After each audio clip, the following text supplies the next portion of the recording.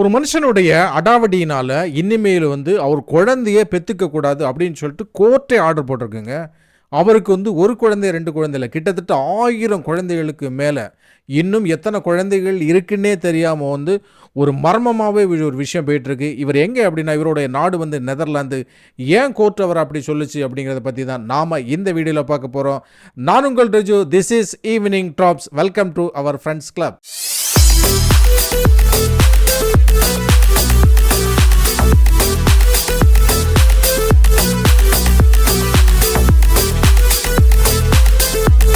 இந்த உலகத்தில் எத்தனையோ பேருக்கு குழந்தையே இல்லை அப்படின்னு சொல்லிட்டு அவங்க எல்லாம் ஏங்கி ஒரு குழந்தைக்காக தவிச்சிக்கிட்டு இருக்கும்போது, ஒரு மனுஷன் பெற்ற குழந்தைகள் 1000க்கு மேலே. 1000 குழந்தைகள்னால் இவருக்கு எத்தனை மனைவிங்க? இவருக்கு மனைவியே ஒரே ஒரு மனைவி தாங்க. ஒரு மனைவியில் எப்படி 1000 குழந்தைகள் பெற முடியும்? அது ஒரு வருஷத்துன்னு பார்த்தாலே இவங்க 1000 வருஷம் உயிரோடு இருக்கணுமே. இல்லைங்க, இவர் ஒரு ஒரு ட்ரிக்கை கண்டுபிடிச்சி, அந்த ட்ரிக்கில் இவர் கிட்டத்தட்ட 1000 குழந்தைகளுக்கு மேலே பெற்றிருக்காரு. இத்தனைக்கும் இவரோட வயசு வெறும் 43 தான். வெறும் 17 வருஷத்தில் இவர் 1000க்கு மேலே குழந்தைகள் உருவாகிறதுக்கு காரணமாக இருந்திருக்காரு. இவரை கோர்ட்டு பிடிச்சி தண்டிச்சிருக்கு. இனிமேல் நீ குழந்தையே பெற்றுக்கக்கூடாது அப்படின்னு சொல்லிட்டு. இருந்தாலும் இவர் அடங்கிறது மாதிரி இல்லை. யார் அவர்? எங்கே உள்ளவர் அவர்? அவர் ஏன் இப்படியெல்லாம் பண்ணிகிட்ருக்காரு? அதை பற்றி தான் நாம் பார்க்க போகிறோம். இவரோட பேர் ஜோனதன் ஜேக்கப் மேஜர். இவருடைய நாடு நெதர்லாந்து. இவர் என்ன செய்தார் அப்படின்னு கேட்டாச்சுன்னா, இவருக்கு மெயினான தொழில் அப்படின்னா, நம்ம எத்தனையோ தொழில் ஒவ்வொரு ஆட்களும் ஒவ்வொரு விதமாக பண்ணிட்டு இருப்பாங்க. இவருடைய முக்கியமான தொழில் என்ன தெரியுமா? தன்னுடைய விந்தணுவை தானம் பண்ணுறது. எந்தெந்த கிளினிக்குகள் இருக்கோ அந்த கிளினிக்குகள்லாம் என்ன செய்வார் அப்படின்னா, அவருடைய விந்துவை தானம் செய்து அதன் மூலமாக குழந்தை இல்லாதவங்களுக்கு குழந்தை பிறக்கிறதுக்காக இவர் உதவி செய்து இருந்தார். அதாவது நெதர்லாந்தில் ஒரு சட்டம் இருக்குது. என்ன அப்படின்னா, 25 குழந்தைகள் பிறப்புக்கு தான் ஒரு ஆண் மகன் காரணமாக இருக்கணுமே தவிர, அதுக்கு மேலே இருந்தால் அது சட்டப்படி நெதர்லாந்தில் குத்தம். ஆனால் ஒரு கட்டத்துக்கு மேலே, அதாவது ஒரு 10-15 குழந்தைகள் இவர் மூலமாக பிறந்ததுக்கப்புறம் இவருக்கு அது என்னென்னா ஒரு பயங்கர ஹாபி ஆகி அதை இவரால் நிறுத்தவே முடியலை. மனுஷன் ஆரம்பித்தார் என்னென்னா, அது ஒரு லெவலே இல்லாமல், ஒரு ஸ்டாப்பே, ஒரு எல்லே இல்லாமல் போய் இன்றைக்கி நெதர்லாந்து மட்டும் இல்லை, நெதர்லாந்தில் பக்கத்தில் இருக்கக்கூடிய கண்ட்ரிஸ் எல்லாமே நடுங்கி போயிருக்கிறாங்க. இவர் எங்கேயெல்லாம் தன்னுடைய விந்தணு தானம் பண்ணுறாரோ அங்கேயெல்லாம் அவங்க விசாரிப்பாங்க இல்லையா, நீங்கள் இதுக்கு முன்னாடி நீங்கள் இதே மாதிரி தானம் பண்ணியிருக்கீங்களா, எத்தனை குழந்தைகள் பிறக்கிறதுக்கு நீங்கள் காரணமாக இருந்திருக்கேன்னு கேட்கும்போது இவர் என்ன செய்திருக்காரு அப்படின்னா, எல்லாரையுமே ஏமாற்றியிருக்காரு. அவர் சொன்னது என்னென்னா, நான் ஒரு 3லேருந்து 5 குழந்தைகள் பிறக்கிறது தான் என்னுடைய விந்தணு நான் தானம் பண்ணியிருக்கேன், அதுக்கு மேலே யார்ட்டையுமே கொடுத்ததில்லை அப்படின்னு சொல்லிட்டு இவர் என்ன செய்திருக்காரு அப்படின்னா, பொய்கள் சொல்லி இவர் நிறைய குழந்தைகள் பிறக்கிறதுக்கு மெயின் ரீசனாக இருந்திருக்காரு. 2017 நெதர்லாந்தில் கோர்ட்டில் இவருடைய வழக்கு வருது. வழக்கு வரும்போது விசாரிக்கும்போது இவர் என்னென்னா, கிட்டத்தட்ட நெதர்லாந்தில் ஒரு 5 வருஷத்துக்குள்ளாடி இவர் 100க்கு மேலே கிட்டத்தட்ட ஒரு 112 குழந்தைகள் பிறக்கிறதுக்கு இந்த ஜோனதன் காரணமாக இருந்திருக்காங்க அப்படின்னு. அப்போது இந்த விஷயத்தை கேள்விப்படுற நெதர்லாந்து மொத்தமே நடுங்கி போகிறாங்க. ஏன் அப்படின்னு கேட்டாச்சுன்னா, இதில் குழந்தைகள் இன்னொரு ஆள் மூலமாக பிறந்தாலும் அப்பா யார் அப்படிங்கிறது தெரியாத ஒரு பக்கம் இருந்தாலும், இந்த குழந்தைகள் நாளைக்கு சந்திக்கும்போது, ஏதாவது ஒரு இடத்துல சந்திக்கும்போது, இவங்களுடைய அப்பா ஒரே ஒரு ஆள் தான் அப்படிங்கிறது இந்த குழந்தைகளுக்கு தெரியாது. இதனால் இந்த குழந்தைகளுக்குள்ளாடி ஏதாவது காதல் அப்படி கத்திரிக்கை ஏதாவது வந்துச்சு அப்படின்னா, இவங்களுடைய லைஃபே, இவங்களுடைய டோட்டல் லைஃபே வேஸ்ட் ஆயிரும் அப்படின்னு சொல்லிட்டு எல்லா அம்மமாரும் எல்லா மதரும் அவங்களுடைய சொந்தக்காரங்கெல்லாம் பயந்து போயிருக்கிறாங்க. 2017 கோர்ட் ஆர்டர் போடுற, இனிமேல் ஜோனதன் விந்தணுவே தானமே பண்ணக்கூடாது அப்படின்னு. மனுஷன் நிறுத்தினாரா? நிறுத்தவே இல்லைங்க. அதாவது யாருக்கெல்லாம் இந்த மாதிரியான விந்து தேவை இருக்கோ இவர் என்ன செய்கிறாருன்னா, அவங்கள டைரெக்டாக ஆன்லைனில் பிடிக்கிறார். வலை போட்டு பிடிக்கிற மாதிரி ஆன்லைனில் பிடிச்சி, நான் தரேன் இந்த மாதிரி, எனக்கு இதுதான், எனக்கு உங்களுக்கு தரணும்னு தோணுச்சு, நான் நல்ல ஆரோக்கியமானவன், என்னுடைய ஃபேமிலி வழி வழியாக பெரிய ஃபேமிலி, நாங்கள் அப்படி இப்படி அப்படின்னு சொல்லி என்னெல்லாம் டயலாக்கள் சொல்ல முடியுமோ எல்லா டயலாக்குகளையும் சொல்லி ஏமாற்றி என்ன செய்திருக்கார் அப்படின்னா, இவ்வளவு குழந்தைகள் பிறக்கிறதுக்கு அவர் காரணமாக இருந்திருக்காரு. இவர் எப்படி இவ்வளோ பாப்புலர் ஆனார் அப்படின்னா, இப்போ தான் சமீபத்தில் நெட்ஃப்ளிக்ஸில் இவருடைய சீரீஸ் வெளியே வந்திருக்கு. அதுக்கப்புறம் தான் தெரியும் ஜோனதன் பண்ண அட்டூழியங்களும் அலப்பறைகளும். அவ்வளோ விஷயம் பண்ணியிருக்காரு. நெதர்லாந்தில் மட்டும் இல்லைங்க, அவர் வந்து எங்கெல்லாம் எந்த நாட்டில எல்லாம் குழந்தைகள் வந்து பிறக்கிறதுக்கு வந்து விந்து தேவை அப்படின்னு சொல்லிட்டு யாராவது எதிர்பார்த்துருக்காங்களோ அவங்கள எல்லாரையுமே இவர் வந்து மேக்ஸிமம் காண்டாக்ட் பண்ணுறதுக்கு வந்து ட்ரை பண்ணியிருக்காரு. ஒருவேளை இந்தியாவிலே அவருடைய குழந்தை பிறந்தாலும் பிறந்திருக்கலாம். 2017 கோர்ட் ஆர்டர் போட்டிருக்கு. என்ன போட்டிருக்கு? இனிமேல் வந்து இவர் செய்திருக்கக்கூடிய அந்த விந்தணு தானம் செய்யக்கூடாதுன்னு ஆர்டர் போட்டதுக்கு அப்புறமும் இவர் வந்து இவரோட லீலைகளை வந்து நிறுத்தாதனால என்னன்னா நிறைய குழந்தைகள் பிறந்திருக்கு ஒரு பக்கம். அடுத்தது என்னன்னா மறுபடியும் 2023 அதே கோர்ட்டில் மறுபடியும் இவருக்கு மேலே வந்து வழக்கு வருது. இந்த மாதிரி வந்து ஜோனதன் வந்து இவர் 1000 குழந்தைகளுக்கு மேலே பிறக்கிறதுக்கு காரணமாக இருந்திருக்க மட்டும் இல்லை, அவர் அதை கண்டினியூஸாக பண்ணிகிட்ருக்காரு.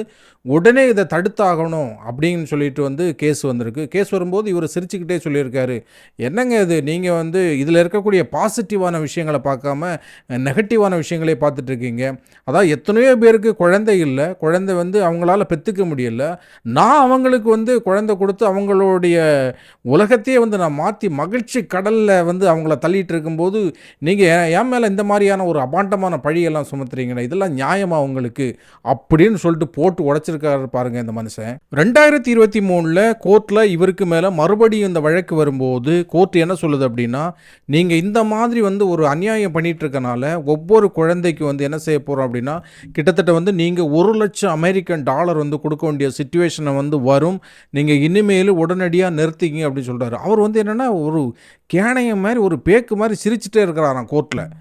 என்னங்க இது, நீங்கள் என்ன பார்த்து இப்படியெல்லாம் பேசுகிறீங்க, நான் வந்து நன்மை தான் இந்த ஊருக்கு செய்துட்ருக்கேன், இந்த நாட்டுக்கே நான் நன்மை தான் பண்ணிகிட்ருக்கேன் அப்படின்னு சொல்லிட்டு கோர்ட்டில் இருந்தாலும் என்ன பண்ணியிருக்காருனா ஏதோ பெரிய ஹீரோ அப்படிங்கிற மாதிரி வந்து புலம்பி தள்ளியிருக்கிறார். இந்த நெட்ஃப்ளிக்ஸில் வந்ததுக்கப்புறம் இந்த குழந்தை இவர்கிட்டருந்து விந்தணு வாங்கி குழந்தை பெற்றுக்கிட்ட எல்லா தாய்மார்களுமே ரொம்ப தான் கலங்கி போயிருக்காங்க. என்ன அப்படின்னா, இந்த குழந்தைகள் நாளைக்கு வந்து வெளியிடத்தில் வச்சு சந்திக்கும் போது இந்த குழந்தைகளுக்குள்ளாடி இன்செஸ்ட், அதாவது என்னென்னா ஒரே ஃபேமிலியிலேருந்து வந்திருக்காங்க, இந்த குழந்தைகளுக்கு வந்து நம்ம ஒரே ஃபேமிலியிலேருந்து வந்திருக்கோம் அப்படிங்கிற விஷயங்கள் தெரியாமல் இதுகள் லவ் பண்ண போய் குழந்தைகள் பெற்றுக்கிட்டால் நிலைமை என்ன ஆகும்? ஏற்கனவே சொல்லியிருக்காங்க மெடிக்கல் ரீதியாக ரிலேட்டிவ்ஸுக்குள்ளாடி வந்து மேரேஜ் பண்ணக்கூடாது.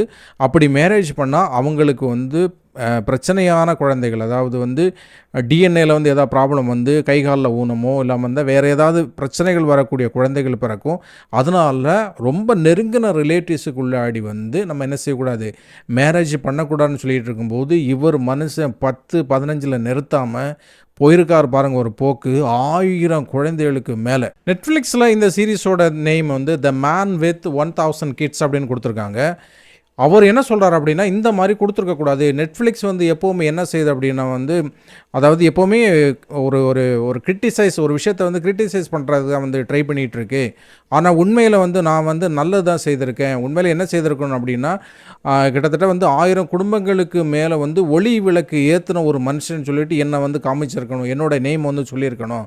ஆனால் வந்து இந்த இந்த டாக்குமெண்ட்ரிக்காக வந்து என்னை காண்டாக்ட் பண்ணாங்க, நான் எல்லாம் நடிக்க முடியாது, அதில் என்னை பற்றி வந்து எந்த விஷயமே சொல்ல முடியாதுன்னு சொல்லிட்டு நான் வந்து மறுத்துட்டேன். அதனால தான் இவங்க என்ன செய்கிறாங்கன்னா என் மேலே இந்த மாதிரியான வந்து ஒரு பழி என் மேலே சுமத்தியிருக்காங்க. உண்மையில் வந்து நான் 1000 குழந்தைகளெல்லாம் பெற்றுக்கவே இல்லைங்க, நான் அவ்வளோ எல்லாம் விந்தணுலாம் கொடுக்கல, எனக்கு தெரிஞ்சு ஒரு 550 600 குழந்தைகளுக்கு தான் அப்படின்னு சொல்லிட்டு பச்சை புள்ள மாதிரி சொல்லியிருக்காரு. இதில் சுவாரஸ்யமான விஷயம் என்ன அப்படின்னா, இதில் பாதிக்கப்பட்ட ஒரு ஆள் தான் வந்து என்ன செய்திருக்காங்கன்னா இந்த நெட்ஃப்ளிக்ஸ் சீரீஸை வந்து என்ன செய்திருக்காங்கன்னா தயாரிச்சிருக்காங்க. அவங்க பேர் வந்து நதாலி ஹில். இவங்க பாதிக்கப்பட்டு இவங்க கிட்டத்தட்ட வந்து ஒரு 4 வருஷம் என்ன செய்திருக்காங்கன்னா இதனுடைய ஹோம் ஒர்க்கெல்லாம் பண்ணி உண்மையிலே யாரெல்லாம் பாதிக்கப்பட்டிருக்காங்க அப்படிங்கிறதெல்லாம் வந்து இவங்க ஃபுல்லாக ரிசர்ச் பண்ணி அதுக்கப்புறம் தான் என்ன செய்திருக்காங்கன்னா இந்த நெட்ஃப்ளிக்ஸில் வந்து இதை ஒரு டாக்குமெண்ட்ரியாக கொண்டு வந்திருக்காங்க. அதனால் வந்து இதில் வந்து இது வந்து பொய் சொல்கிறதுக்கு எதுவுமே இல்லை, இதில் வந்திருக்கக்கூடிய விஷயங்கள் எல்லாமே உண்மையான விஷயங்கள் தான் அப்படின்னு சொல்லிட்டு வந்து இதில் ஏற்கனவே நிறைய பேர் பங்கெடுத்திருக்காங்க. அவங்க எல்லாமே சொல்லியிருக்காங்க இதெல்லாம் உண்மை தான், இதெல்லாம் பொய்யெல்லாம் கிடையாது, இவர் வந்து ஜோனதன் மேலே நாங்கள் வந்து ஏதோ கண்ணை மூடிட்டுலாம் வந்து நாங்கள் ஒரு குற்றச்சாட்டு எதுவுமே வைக்கல, உண்மையிலே ஜோனதன் வந்து இந்த மாதிரி ஒரு தப்பு பண்ணியிருக்காரு, அதனால் அவர் வந்து கண்டிப்பாக தண்டிக்கப்பட வேண்டிய மனுஷன் அப்படின்னு சொல்லிட்டு வந்து இந்த சீரீஸில் வந்து இந்த டாக்குமெண்ட்ரியில் வந்து புலம்பியிருக்கிற மட்டும் இல்லை, அவங்க என்ன சொல்கிறாங்கன்னா இனிமேல் வந்து இந்த மாதிரியான ஒரு சிச்சுவேஷன் வந்து எந்த நாட்டிலையுமே நடக்கக்கூடாது. அந்த மாதிரி கிளினிக்குகள் வச்சிருக்கக்கூடிய ஆட்கள் இந்த மாதிரி விந்தணுவை வந்து தானமாக வாங்கக்கூடிய ஒவ்வொரு கிளினிக்குகளுக்கும் வந்து அவங்க இதில் வந்து ரூல்ஸ் அண்ட் ரெகுலேஷன் வச்சுக்கணும். ஏன்னா எல்லாமே இப்போ டிஎன்ஏ அப்படிங்கிற விஷயத்தை வந்து ரொம்ப ஈஸியாக எடுத்து பார்க்கலாம். பார்க்கும்போது வந்து இவர் ஏற்கனவே கொடுத்துருக்காரா கொடுக்கலையா அப்படிங்கிறதெல்லாம் வந்து ஈஸியாக கண்டுபிடிக்க முடியும். அப்படி இருந்துக்கிட்டும் இந்த மாதிரியெல்லாம் வந்து இந்த கிளினிக்கல் ஏன் வந்து இப்படி சப்போர்ட் பண்ணாங்க அப்படின்னு சொல்கிறாங்க. ஆனால் உண்மையில் என்னென்னா வெறும் கிளினிக்கல் மட்டும் சப்போர்ட் பண்ணலை. இவர் நிறைய தாய்மார்களை வந்து டைரெக்டாகவே ஆன்லைன் வழியாக காண்டாக்ட் பண்ணியிருக்காரு. காண்டாக்ட் பண்ணி தான் இந்த மாதிரியான ஒரு கொடுமையான வந்து ஒரு செயலை செய்திருக்காரு. எந்த நாட்டில் எந்த ஊரில் எங்கே நடந்தாலும் சரி இது தப்பு அப்படின்னா நிச்சயமாக அது தப்பு தான். மெடிக்கல் ரீதியாக எத்தனையோ விதமான நோய்களுக்கு வந்து நம்ம வந்து டோனரை தேடிட்டு இருக்கோம். ஆனால் இந்த விந்துன் அப்படிங்கிறது வந்து அப்படி கிடையாது. ஏன்னா நம்மளுடைய வம்சத்தை மட்டும் இல்லை, நம்மளுடைய ஃபேமிலியும் சரி, நம்மளுடைய வாழ்க்கை முறையும் சரி, எல்லாத்தையுமே வந்து இது புரட்டி போடக்கூடிய அளவுக்கு வந்து ஒரு சக்தி மிகுந்தது. அதனால் யாராக இருந்தாலும் சரி இந்த மாதிரியான ஒரு டோனரை தேடும்போது அவங்களுடைய பின்புலத்தை எல்லாம் ஒரு ரிசர்ச் பண்ணி இது வந்து இவங்க வந்து ஃப்ரெஷ்ஷாக இல்லாமல் இருந்துச்சுன்னா இவங்க வந்து இதுக்கு முன்னாடி இதே மாதிரியெல்லாம் வந்து ரொம்ப அதிகமாக பண்ணியிருக்காங்களா அப்படிங்கிறதெல்லாம் பார்த்துட்டு இந்த டோனரை வந்து செலக்ட் பண்ணுறது ரொம்ப நல்லது. அதைத்தான் எங்களுக்கு சொல்ல வேண்டிய ஒரு நம்பிக்கையோடு நாங்கள் அதை தான் சொல்லிக்கிறோம். இந்த வீடியோ உங்களுக்கு பிடிச்சிருன்னு நம்புகிறோம்.